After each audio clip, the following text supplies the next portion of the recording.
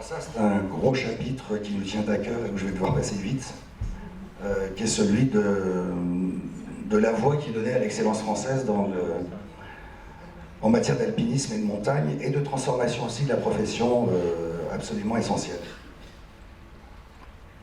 Déjà avant-guerre, Roger Frison-Roche et d'ailleurs Marcel Boson se disent que l'idée de l'école d'escalade de Coutet-Champion, elle est bonne, et qu'en fait la compagnie s'est un peu assoupie. Les guides en fait exploitent, c'est un gagne-pain, et ne font plus de premières, alors que l'âge d'or c'était les premières par les guides de Chamonix.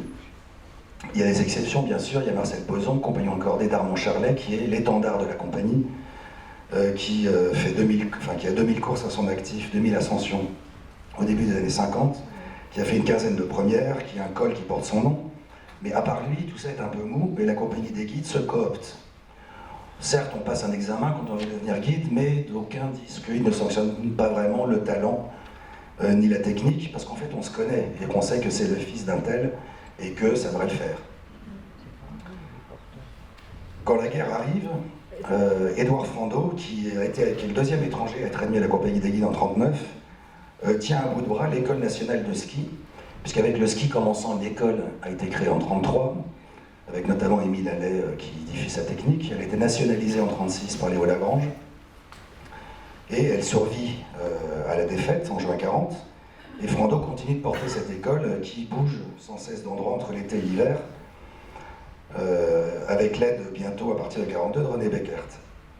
Et puis le gouvernement de Vichy, à ses débuts, et là je vais être très factuel, crée la Fédération française de la montagne parce que le CAF, le Club alpin français, ne veut pas tenir ce rôle, c'est-à-dire créer une association qui promeut, indépendante, mais qui en même temps est un levier du régime pour promouvoir la montagne, mais donc la jeunesse dans la montagne, ce qui au passage leur évite aussi de passer à la résistance, et ce qui surtout conforte les valeurs du régime.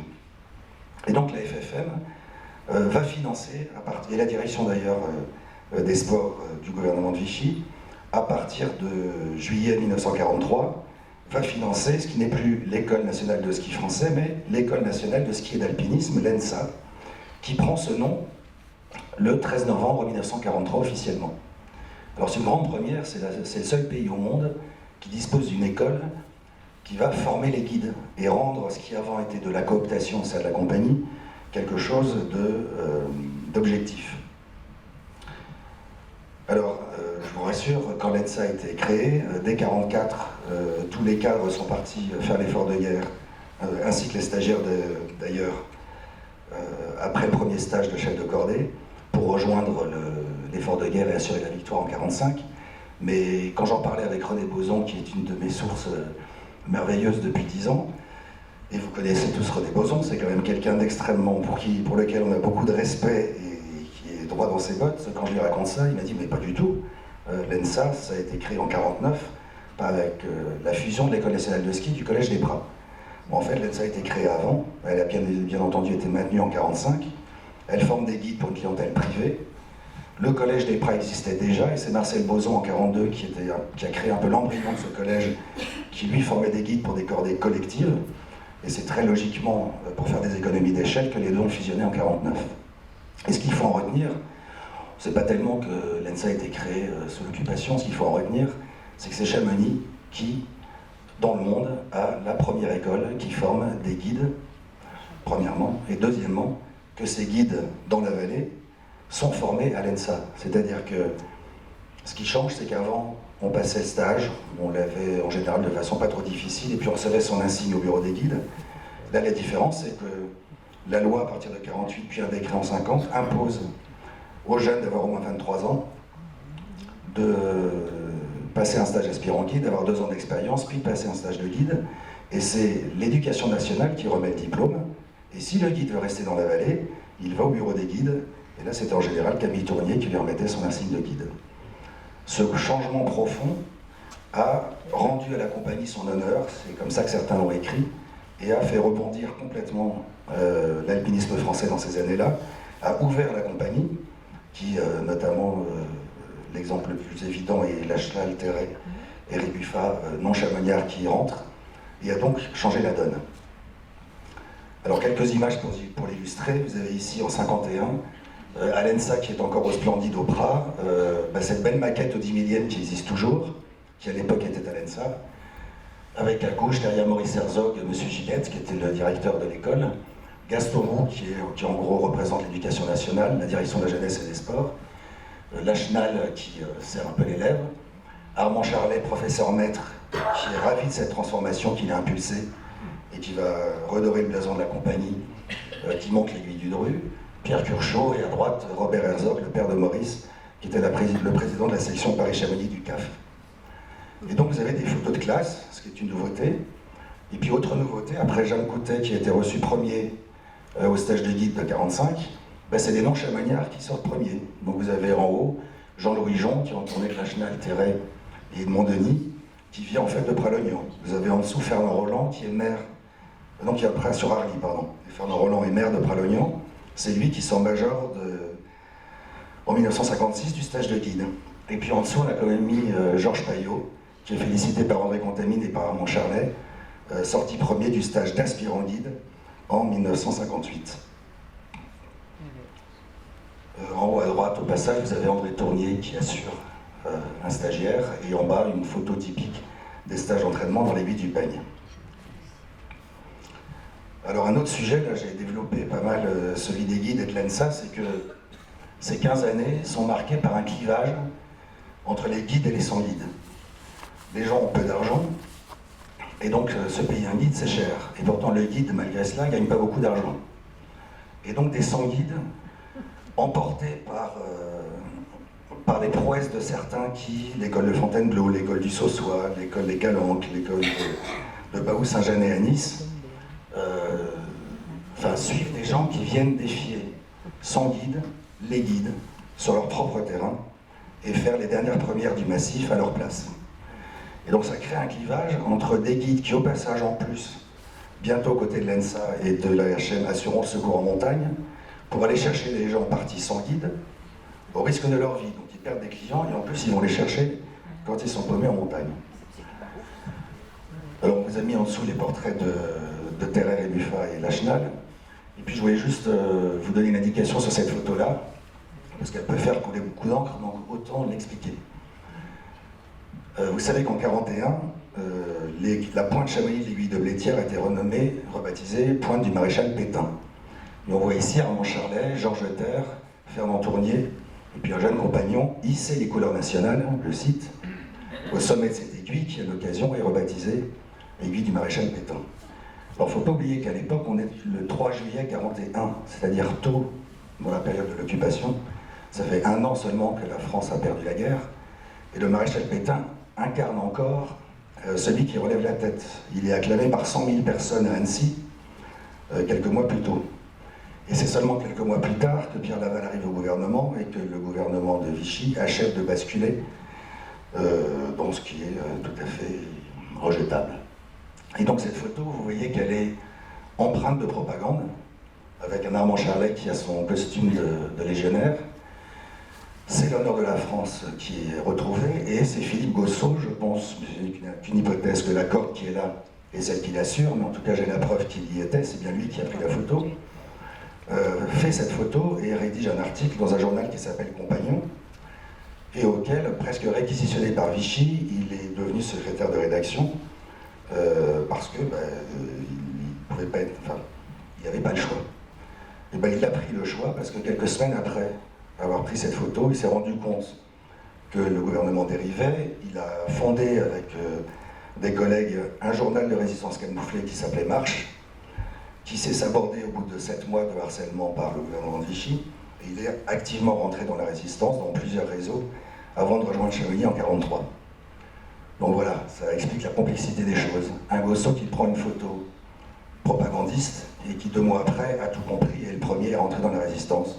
De la même façon, Armand Charlet incarne l'éthique de la compagnie des guides et comprendra bien vite qu'il est récupéré et participera au combat de la libération. Alors ce clivage entre guide et sans guide, il se voit alors avec quand même un guide dont on voit le sourire heureux après avoir monté, on vous l'a mis en orange, en 6 bivouacs, son pilier Bonatti. Donc c'est Walter Bonatti, le 24 juillet 1955, que Gossot photographie au Montanvert alors qu'il est redescendu tardivement de la faute de Gérard Géry, qui a voulu aller le cueillir au sommet pour l'aider, et qui en fait, n'étant pas assez entraîné, lui a fait perdre 4 heures. Donc il aurait dû redescendre à 16 heures, il arrive à 19 heures, et comme Gosso et Géry aiment bien se tirer un peu la bourre, parce que chacun travaille pour son journal, Gosso raconte l'histoire. Alors 2 ans avant, c'est la photo du bas, vous reconnaissez Guido Magnol, Lucien Berardini, Marcel Lenné et Adrien Nagori, qui ont réussi en 2 fois, en 1952, à gravir la face ouest des Drus. Mais c'est un peu à cette époque, même si je prends qu'un exemple et qu'il y en a plein d'autres, la fin des premières dans le massif et le début d'ajout de complexité avec les hivernales, la féminisation de l'alpinisme, battre des records de temps. Là, c'est la fin des grandes premières de l'âge d'or. Alors en dessous, vous avez les frères Le Sueur. Alors là, qui viennent vraiment défier les guides de Chamonix sur leur terrain, puisqu'ils passent des rochers de Fontainebleau, et en 2 ans, arrivent à gravir la face nord des Drus, par un itinéraire qui en fait une première. Vous reconnaissez Edmond Denis, qui ira à la Concagua avec Robert Parago, sur lequel je n'ai pas besoin d'insister. Donc voilà un peu cette mouvance de guides de Chamonix stimulés parce qu'ils vont à l'école alors qu'avant ils n'y allaient pas, et qui sont aussi stimulés par des 100 guides qui viennent les défier, au point que la compagnie elle-même, en se stimulant, sera constituée d'éléments extraordinaires et relèvera la voie de l'alpinisme français. Alors on peut parler rapidement aussi un peu des nouveaux refuges. En 1952, c'est le doublement du refuge du Couvercle. Les plans sont confiés à Bouvier et Chevalier. Les pierres sont trouvées sur place, et comme dit Gosso, il n'en manque pas. Et c'est l'objet d'une grande inauguration, il y a 300 personnes, sachant qu'à l'époque, c'est encore des porteurs qui montent leur charge, en moyenne 75 kg sur le dos. Vous voyez en dessous ici la balance qui sert à les peser et donc à les rémunérer. Ils ont une petite prime en fonction de l'encombrement, comme celui qui est au-dessus dans les égralets avec des planches très longues, et donc il aura droit à une petite prime. Et donc c'est l'époque où on construit encore avec des porteurs les refuges. On est en 52. Et là, Maurice Herzog est avec Louis Lachenal, il est encore tout auréolé de l'Annapurna. Il sera 3 semaines plus tard patron président du club alpin français. Il sera 6 ans plus tard secrétaire d'État à la jeunesse et au sport. Et c'est un peu pour lui une grande répétition politique que cette inauguration, puisqu'il est face à celui dont il va prendre le poste au CAF, et face à M. Masson, ministre, qui est venu inaugurer ce refuge. C'est rare qu'un ministre se déplace pour ça. C'est arrivé pour la première fois en 1937, lorsque Jean Zet est venu inaugurer le refuge Ballot. 5 ans plus tard, les porteurs ont disparu. En 1955, Gosso écrit que l'hélicoptère coûtera toujours trop cher pour pouvoir se substituer aux porteurs. Il est lui-même, et comme tout le monde d'ailleurs, dépassé par le progrès technique. En 2 ans, les coûts de l'hélicoptère sont divisés par 4, et donc les porteurs, c'est fini. Et en tout cas, c'était une surprise personnelle, mais dès 1958, c'est déjà l'hélicoptère qui monte les matériaux, ici 250 tonnes de mémoire, pour construire le nouveau refuge Albert Ier, construit en pierre et dessiné par Lederman et Kandinsky. Alors il n'y a pas que les refuges de haute montagne, il y a aussi les buvettes. Et là c'est un petit hommage à Freddy Coutet qui obtient le soutien du conseil municipal pour, dans un premier temps, reconstruire la cabane du Chapeau et dans un deuxième temps, faire le chalet du Caillet, qui sont inaugurés respectivement le 12 juin 1955 et le 29 juin 1958, et qui existent toujours. Alors à l'époque, le refuge des Grands Mulets déserté aujourd'hui était ce que j'ai appelé le phare du Mont Blanc. Et d'ailleurs, son homologue pour Bête Saint-Gervais Chamonix d'accord a la même architecture. C'est une architecture qui est héritée des expéditions de Paul-Émile Victor au pôle Nord, au Groenland, qui permet de récupérer les eaux de pluie sur le toit, qu'un hélicoptère s'y pose, qui est extrêmement fonctionnel, qui est construit à Grenoble chez son fabricant, puis démonté pièce par pièce, monté par le TMB jusqu'à Bellevue, puis par hélicoptère jusqu'au Grand Mulet. Alors là, on a refait un panorama que Gosso n'avait d'ailleurs pas l'intention de faire. C'est malgré tout le temps où l'hélicoptère est encore dangereux. Georges Wachter décédera en 1958 dans un crash d'hélicoptère, et Serge Sessou, qui pilote celui-là, décédera le 16 juillet 1960, quelques semaines avant l'inauguration du refuge. Donc pilote d'hélicoptère à l'époque, c'est quand même encore dangereux. Alors pourquoi ces refuges et pourquoi je vous en parle? C'est parce qu'en fait, ils sont la résultante, et on l'oublie parfois, du drame Vincent Don et Henri, qui a, au-delà de tout ce qu'on a pu dire déjà sur l'organisation du secours, a aussi humilié le club alpin français parce que tout s'est passé, une partie du drame a montré l'état du refuge des Grands Mulets, qui est qualifié par Bosso de minable taudis et de cabane à lapins. C'est le refuge tel qu'il existe en 1896.